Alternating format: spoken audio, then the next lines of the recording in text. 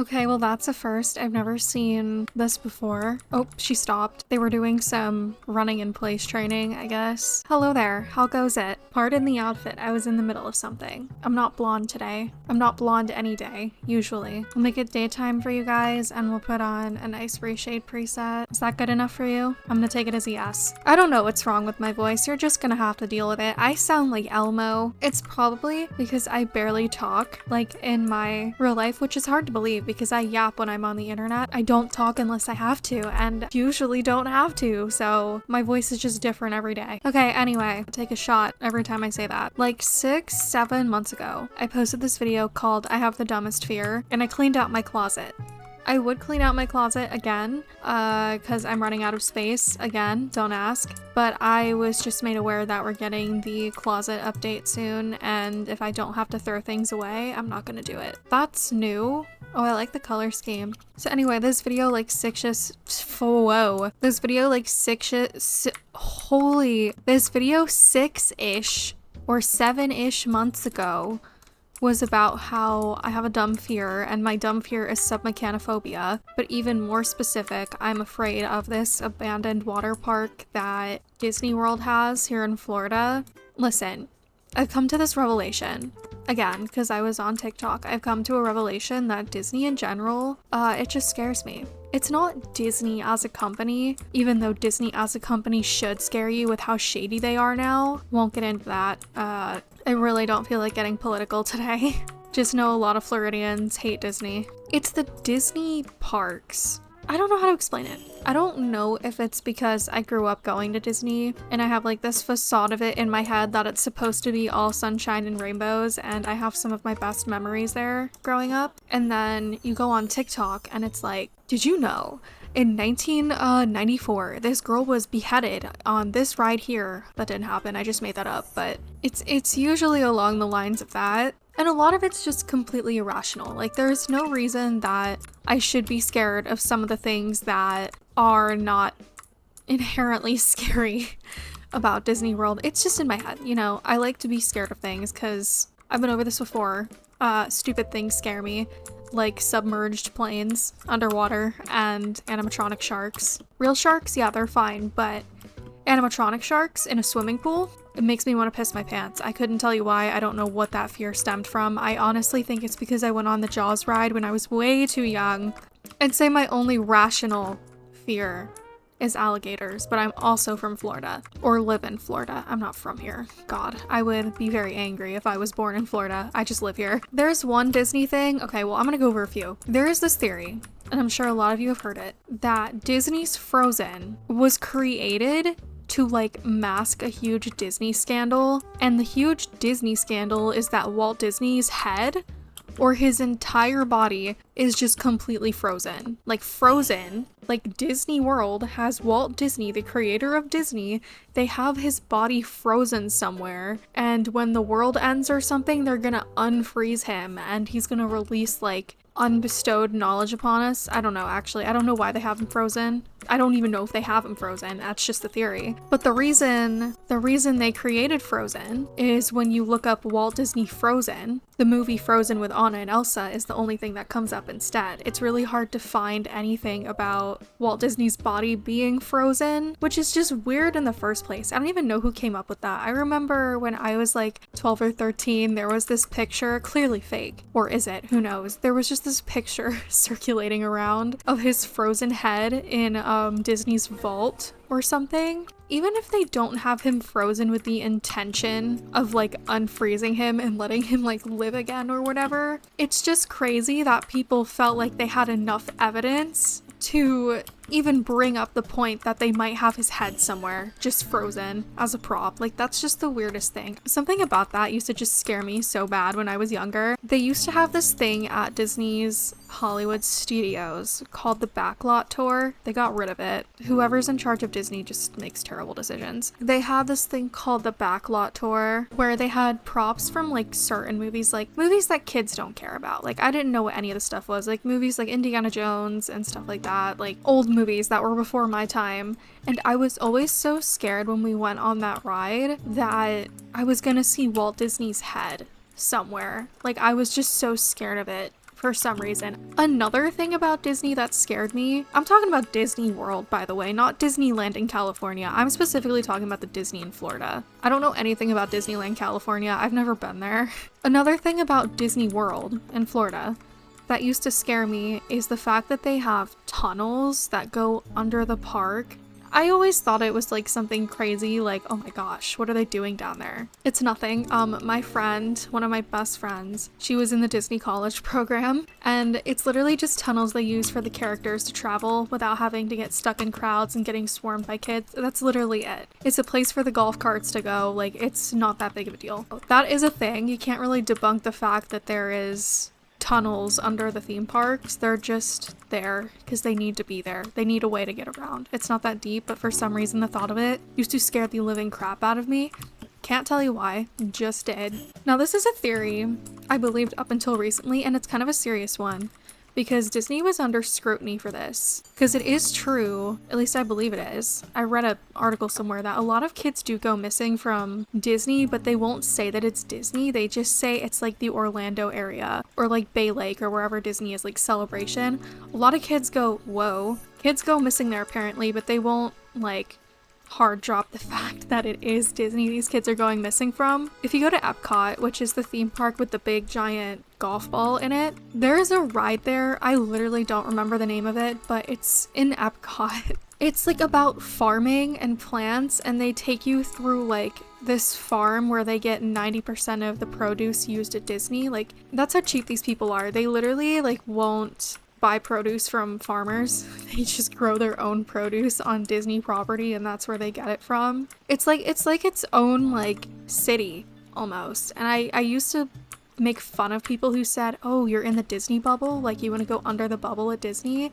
It really is its own bubble. Like, they have their own hospital and their own fire department. I'm off topic, but anyway, this ride, it was rumored that children would go missing off of it, and there was like hidden doors everywhere where like quote unquote cast members would come and steal children. And I fully believed it because I was gullible, and my best friend, she would like tease me about it. She would take advantage of the fact that I believed that theory wholeheartedly when she knew better, because she went to Disney just as much as my family did, if not more, because her mother was Disney College Program alumni, and that's why she got into the Disney College Program so easily. And we would go on that ride, and she would like make sure I somehow was sitting on the edge, so I would be the first to get quote unquote stolen. Come to find out, it's not true. It was just a creepypasta on Reddit from like 2015 that some guy on YouTube was playing off as fact, and that's the video I saw. It's a very huge thing that kids get stolen from Disney. It's happened before. They just won't explicitly say that it's Disney they're getting stolen from because it's bad for business. Did you know that they also will not announce people dead on Disney property? Like, say you get a heat stroke and like you literally die or something, or like you have a heart attack in one of their restaurants, they will not pronounce you dead until you are at the hospital. Like, they have a contract or something, because this is what I mean. Disney has their own hospital, they have their own paramedics, they have their own ambulances, and because it's their own hospital and their own paramedics and their own ambulances, they can do whatever they want. And by whatever they want, they don't have to pronounce you dead until you're off Disney property, which is crazy. There have been cases though where people have actually died at Disney. It's kind of morbid, not gonna lie. I don't want to talk about those, they scare me even more. And it makes me feel weird. I'm not a true crime channel, you're just gonna have to look it up. It's very sad. There's another one that scares me. Another thing about Disney, and this one's true. There is a ride at Animal Kingdom, my favorite park, because it's centered around animals, and I love animals. There's this ride called, oh my god, what is it called? Expedition Everest. I call it the Yeti ride. I have since I was little. I was never a crier when I was little, ever. Like, I just didn't cry. Like, rides didn't scare me. I haven't been very fearful of anything, even when I was like little. My mom could take me on everything and I was fine. Expedition Everest was gonna be a walk in the park. No, I had like a full-on panic attack on that ride. Even nowadays, I hate that ride. I don't know if it's just because it feels so claustrophobic. It's a terrible ride. Half of it's dark, you go backwards. There is this part in this ride where you go like 30 miles per hour up to this broken track, and it like hangs you off the side of this tall ass mountain and it looks like you're gonna fall off. There was a time I went on it and that piece of train track, I'm gonna put it on the screen, it was under maintenance, so it didn't look like there was anything stopping us. And I wanted to puke. I wanted to throw up. It was awful. That's not the scariest thing about this ride though. They have a Yeti animatronic in there, right? Because you know, it's Expedition Everest, you go and see the Yeti.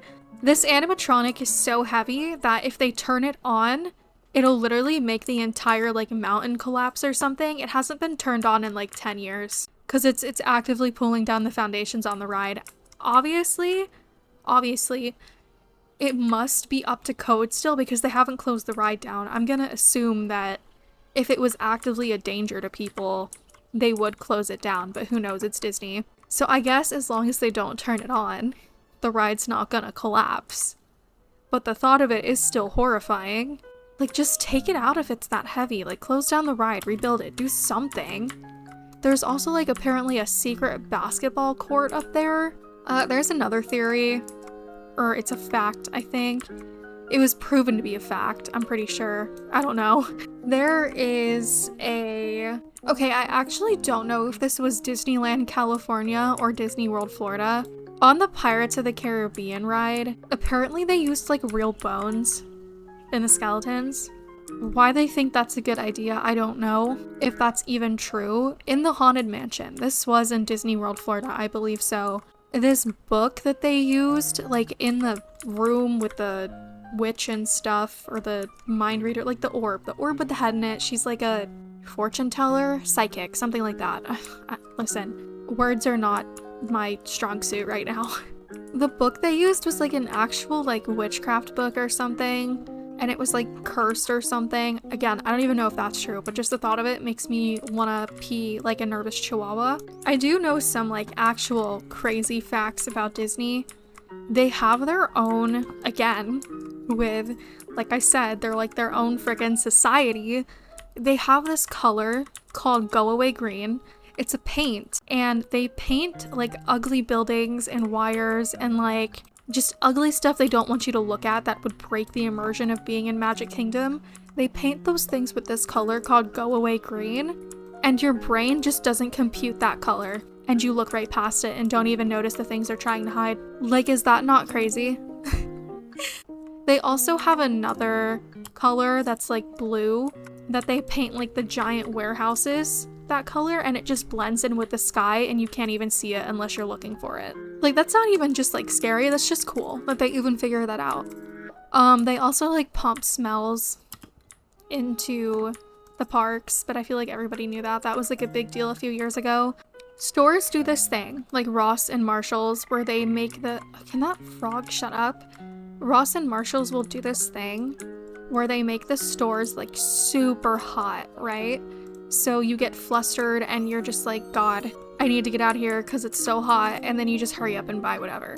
Disney does the opposite. Disney World does the opposite. Because it's so hot here in Florida, the way the entrance is set up at Magic Kingdom, the store's like all connected, and the air conditioning is freezing in there. Because when it's hot out, you're gonna go in the stores for the air conditioning, and because it's so hot out, you're gonna stand in there until you're not hot anymore. And you're gonna look around the stores, and because they're all connected, you're just gonna keep walking through, and you're just gonna keep looking at stuff, and then you're just gonna buy shit you don't need, which is just incredible marketing. Is it scummy? A little bit. Is it kind of cool that, you know, they can even figure that kind of stuff out? Kind of. I have so much useless knowledge, and I don't want to say that like Disney, the parks in general, are a special interest, because they're not. It's just I have so much useless information about Disney because it's so interesting to me.